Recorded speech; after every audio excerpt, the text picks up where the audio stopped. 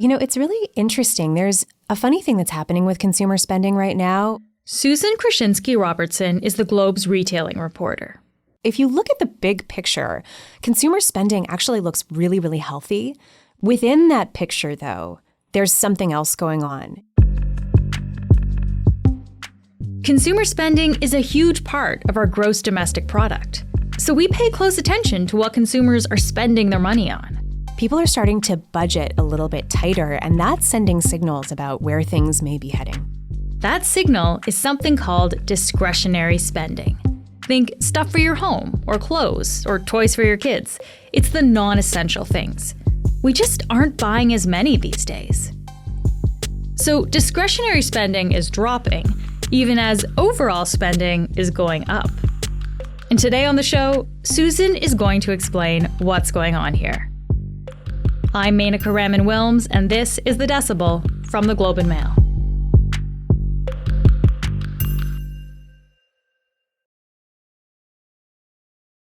Susan, thank you so much for being here. Thanks for having me. Okay, so let's pull this apart a little bit, Susan. How do we actually know that discretionary spending is down? Well, for that, we listen to what the retailers who sell the stuff are telling us, right? So there were a number of retailers who reported their quarterly earnings recently. And throughout all of those calls, you heard executives talking about very similar things. So take Canadian Tire, for example, huge retailer, and a retailer that has actually a really great view on what's happening in consumer spending because they cover such a wide range of goods. If you think about what's stocked in your local Canadian Tire store, it's a pretty big variety of stuff. Right. And so Canadian Tire talked about how everything that was popular during the pandemic, think about how people were kitting out their backyards, buying stuff to keep them entertained at home. All of that stuff was booming during the pandemic, way down now.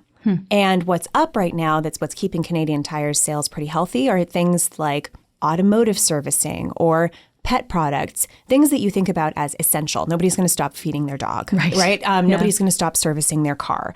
And so all of those changes are actually emerging in what the retailers say. And it's not just Canadian Tire. We heard Target talk about how sales of clothing and home goods were down. And even on the other side of things, Home Depot, they talked about big ticket discretionary, so optional purchases of like appliances and things like that. Those are down. And they also have seen people scaling back home renovation projects and doing smaller projects as opposed to bigger renos. So there's all these little signals that you're hearing from these retailers that something's going on. Yeah, that's interesting. And I wonder, when we're looking at a discount brand, like you mentioned, Target, Walmart is also someplace that does a wide variety of things that people shop at for, cheaper prices. This is a trend that they're seeing as well then. Yeah, and Walmart talked about the same thing. So Walmart did great in their recent quarterly earnings for all the reasons you can expect, right?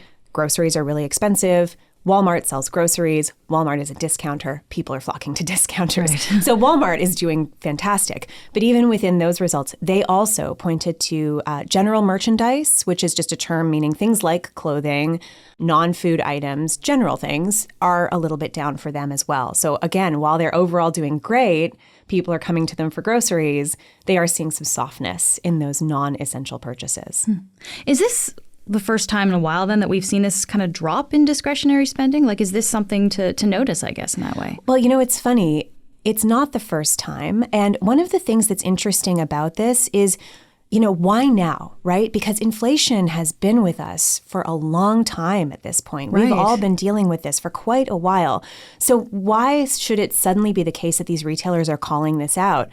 And actually, if we think back, grocers were really sort of the canary in the coal mine for this.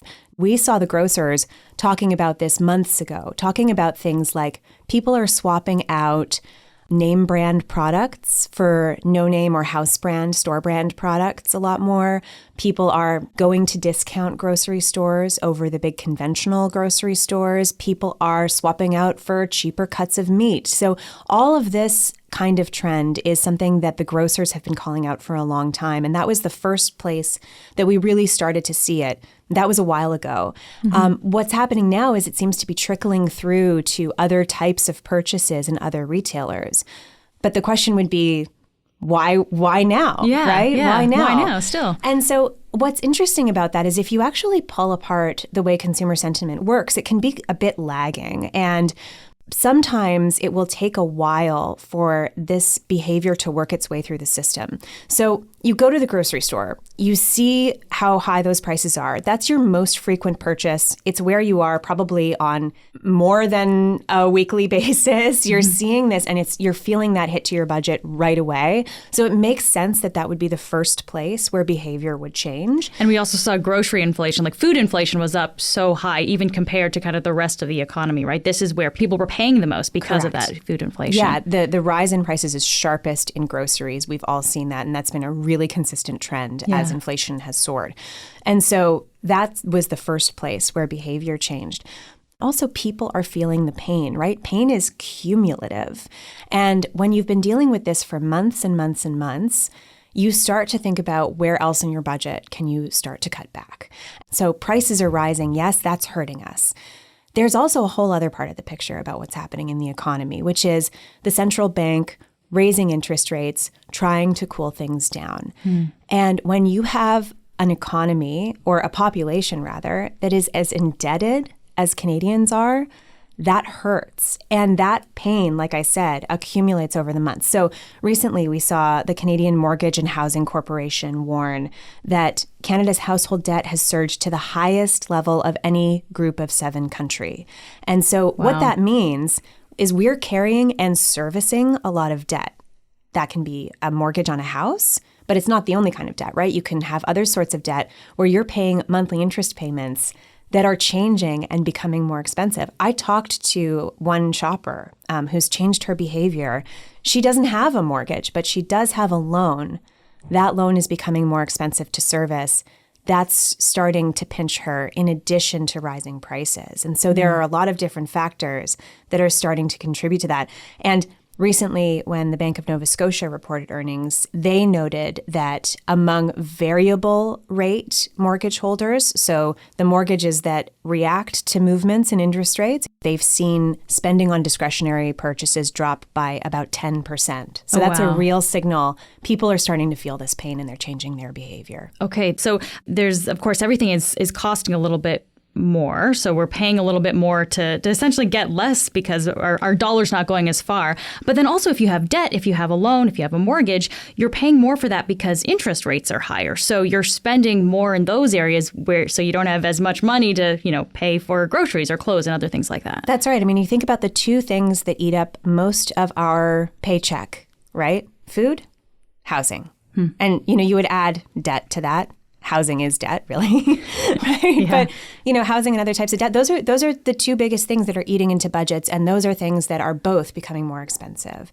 And another part of this is it's also about sentiment, right? It's also about how do people feel about all of this, and how worried are they about where things are going?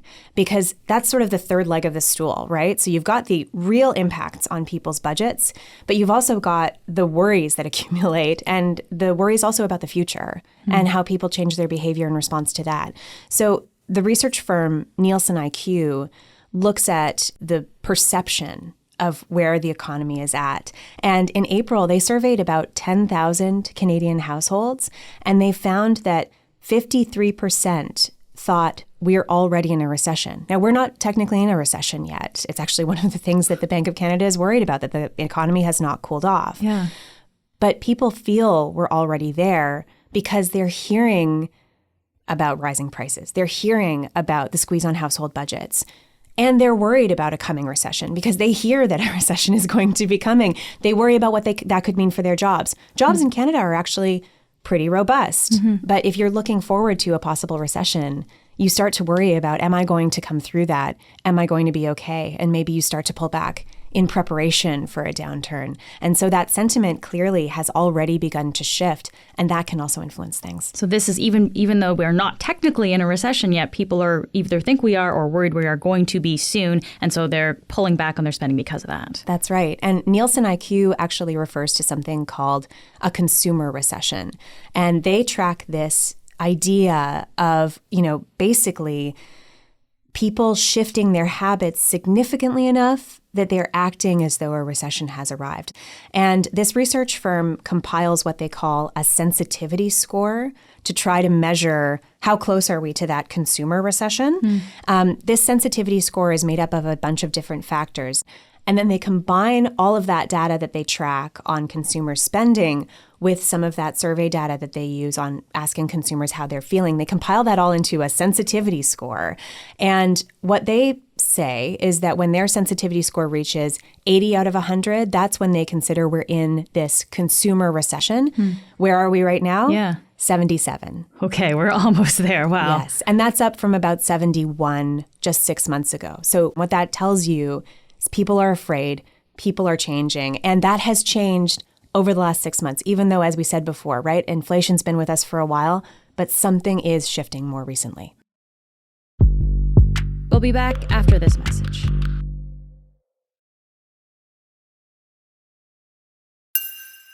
It's actually amazing when we start to think about this stuff because I feel like we're always, we think this all has to do with numbers, and it does, but a lot of, the changes here are how people feel and the psychology and what they're preparing for. Like this is a lot of the emotional stuff actually plays into what really happens here. Absolutely. And, I talked about that shopper that I talked to in Montreal. She told me, she's got a steady job. She's just fine. But she said the same thing. She's worried about what could happen to her in a recession. And so she figured, now's the time to cut back.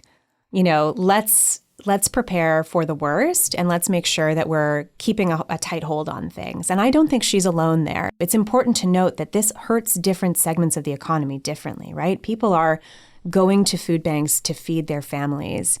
And that's a real pain. That's a real difficulty for them. And this sentiment that we're talking about will shift depending on where you fall on that income spectrum. At the very high end, you're not going to see quite the same changes in behavior as you are when you come down the income spectrum. So then let me ask you about discretionary spending when it comes to this, Susan. Like, is there a specific price tipping point? Like, are we only talking about high-priced discretionary items here, or is it kind of across the board that we're seeing these changes? So I spoke with the CEO of Aldo recently, the footwear retailer, and he told me that they're actually not seeing the pullback in spending you might expect in their shoe stores. Aldo, they also own the shoe stores, Call It Spring. He was saying, we're doing pretty okay. And one of the reasons he thinks that is because their price point is sort of a mid-tier price point. So they're selling shoes for, $90, $120. They kind of are playing in that range of things, give or take, on either end. But what he was saying is he feels there's probably much more of a pullback on that $250 or $300 pair of shoes. The one place he did say he's really noticing is at their other chain, which is called Globo, which really serves families. And he said right there, we are trying to be quite price sensitive because we know right now families can't afford to splurge. And so in that chain, they were really looking at keeping a tight control on prices to make sure that they can still keep drawing customers in. Okay, so far we've really been focused on goods, right? We've talked about clothes, housewares, toys, that kind of discretionary thing. But what about the sector of the economy that we call services, right? Like restaurants, travel, those experiences. What exactly are we seeing there, Susan? Yeah, we are seeing an increase in spending on services, and everyone is noting that. So Canadian Tire's CEO said that they believe that a lot of the drop in this discretionary spending is because people are going out. They're spending on things that we couldn't do during the pandemic. We're still in a bit of a bounce back phase for things like going out to restaurants, spending on experiences. It's expected to be a very busy summer travel season. People still want to get back out and take those trips they didn't get to take. And so they're putting their money aside for those things. And so part of the budgeting is just avoiding the pain of inflation, being worried. And some of that is actually saving up for the things we want to do. And so there is that kind of shift from products to services that we are seeing. And how does Canadian consumer spending compare with other countries? Is this a trend that we're seeing elsewhere too, or what's the case? Yeah, we'll take the U.S. as an example. Consumer spending there has also been stronger than economists have expected. We've actually outpaced our neighbors to the south, even on that. And so it's going to be really interesting to see what happens in the next few months as some more of this concern trickles through the economy, and to see whether these signs that we're seeing on discretionary spending continue to tamp things down a little bit. But we've also got a summer season coming up when, as I said, people are going to be out and about. And so it could remain stronger than expected for a little while longer. I guess we'll see. One of the things that we should think about, of course, is the Bank of Canada's role in all of this. So what might their response be to this complicated picture of spending that we've just been talking about? Yeah, I think that first quarter report really surprised people, and that has led to speculation that the Bank of Canada may need to raise its core interest rate again to further attempt to send a signal and to tamp things down. That has been the speculation, and that could come as early as this week. Right. And the Bank of Canada is actually set to announce whether it's raising rates or not this week on Wednesday. If rates go up even further, you're going to see, again, people with variable rate mortgages feeling that pain, people who have debt to service, and also people more and more worried about the recession that may be to come as a result of all of this. And so this is a compounding effect that could continue. And if people are worried about a recession and they're cutting back on spending in a significant way, I mean, doesn't that actually help kind of increase the risk of an actual recession, like not just a consumer recession, but an actual recession, if that is a trend that continues? It is. And it's what the central bank is in some ways hoping for. The reason that you raise interest rates is to try to cool the economy off. And one of the ways to cool the economy off is to cool off this consumer spending. They don't want it to be as buoyant as it is because it's continuing to fuel an economy that is a little bit overheated. And so when you see the Bank of Canada talking about cooling things off, this is part of what they're looking at. So retailers must want to entice people back into their stores. If we talked about discretionary spending going down, right? I guess what are they trying to do to revive that kind of spending from consumers and get people to shop a little bit more? Well, it sort of depends on the retailer. So, in one sense, there are retailers with a big enough variety of goods that they're just really emphasizing the things that are selling well. But they have sent signals that they're expecting more promotional intensity in the market. And what promotional intensity just means is competitors putting up sales to try to draw people in. Sales, and so, okay. Exactly. And that's specifically in the discretionary categories. I don't think you're going to see a lot of sales on essential stuff, but you may see retailers putting up promotions on things that are selling softly to try to get them to move. And that's actually something that's been going on for a while, because one of the other things that happened in retail is that during the pandemic, when we saw those supply chain disruptions, a lot of retailers stocked up, put in orders way ahead of time, trying to catch up and to restock on goods that they had a hard time filling the demand for. And in some cases, there were retailers who then found themselves holding too much stuff and having to offload it. So we've been through this funny cycle in the retail world of, trying to catch up with consumer demand, trying to meet it, and having supply chain difficulties that made it difficult to do that, then finding yourself with too much stuff, having to offload it. So we've already been through a cycle of promotions. There are some retailers now that are finding themselves with their inventory levels a little bit more evened out. And so because they've just been through the pain of having to put way too much stuff on sale, they may be a bit reticent about that.